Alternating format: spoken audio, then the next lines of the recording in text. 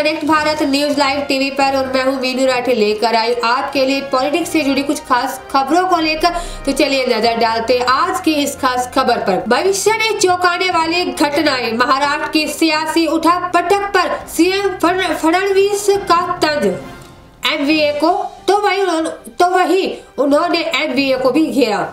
महाराष्ट्र के मुख्यमंत्री देवेंद्र फडणवीस और उनके उप मुख्यमंत्री अजीत पवार तथा एकनाथ शिंदे ने राज्य सचिवालय में अपनी जिम्मेदारियां संभाल ली। अपनी पहली कैबिनेट बैठक के बाद सीएम ने मीडिया से बातचीत के दौरान उम्मीद जताई है कि राज्य में सभी कुछ सालों की तरह राजनीतिक उथल पुथल नहीं देखने को मिलेगी।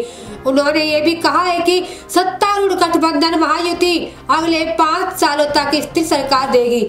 विपक्षी महाविकास आघाड़ी पर निशाना साधते हुए उन्होंने कहा है कि साल 2019 से साल 2022 के मध्य तक हमने काफी बदलाव देखे हैं और हमें उम्मीद है कि भविष्य में इस तरह की चौंकाने वाली घटनाएं नहीं देखने को मिलेगी।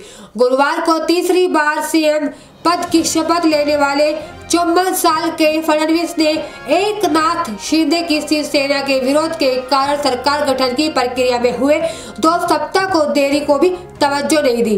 पार्टी अपने प्रमुख के लिए शीर्ष पद चाहती थी और ये तर्क देते हुए ये उनकी सरकार के कल्याणकारी उपाय थे।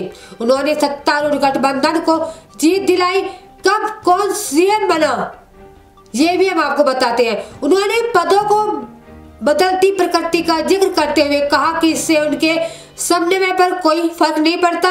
इससे पहले भी उन्होंने पद को तकनीकी करार दिया था। उन्होंने आगे कहा था कि साल 2014 में वो मुख्यमंत्री थे और सीधे हमारे साथ थे। साल 2019 में 72 घंटे के लिए अजीत दादा और मुख्यमंत्री और उप मुख्यमंत्री भी थे।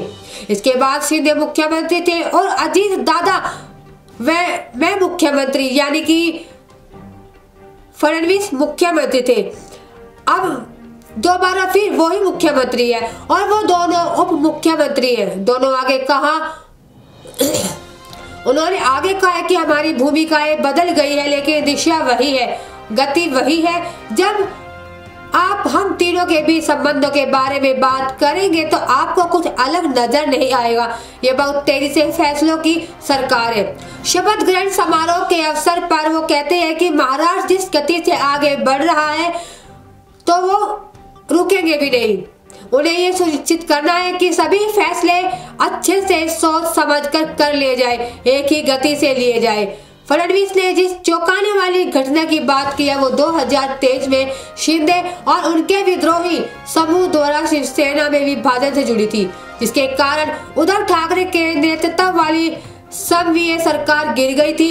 इस एमवीए सरकार गिर गई थी। इसके बाद उन्होंने बीजेपी के साथ मिलकर नई सरकार बनाई। उस साल के बाद अजीत पवार ने अपने चाचा शरद पवार की राष्ट्रवादी कांग्रेस पार्टी को विभाजित कर दिया, जिससे राज्य की राजनीति में तीसरा बड़ा बदलाव आया और वे सरकार में शामिल हो गई। सत्तारूढ़ गठबंधन में लोकसभा चुनाव के दौरान शुरुआती पराजय के बाद सफलतापूर्वक अपनी राय बदली और विधानसभा चुनाव में व्यापक जीत हासिल की। फडणवीस ने एक बार फिर कहा है कि ये राज्य में उपलब्ध कराई गई सुशासन की जीत है और भविष्य बेहतर होगा। तो आज के लिए बस इतना ही। आगे भी हम आपके लिए लेकर आते रहेंगे कुछ और खास खबरें। तब तक बने रहिए हमारे channel connect Bharat news live TV पर। नमस्कार।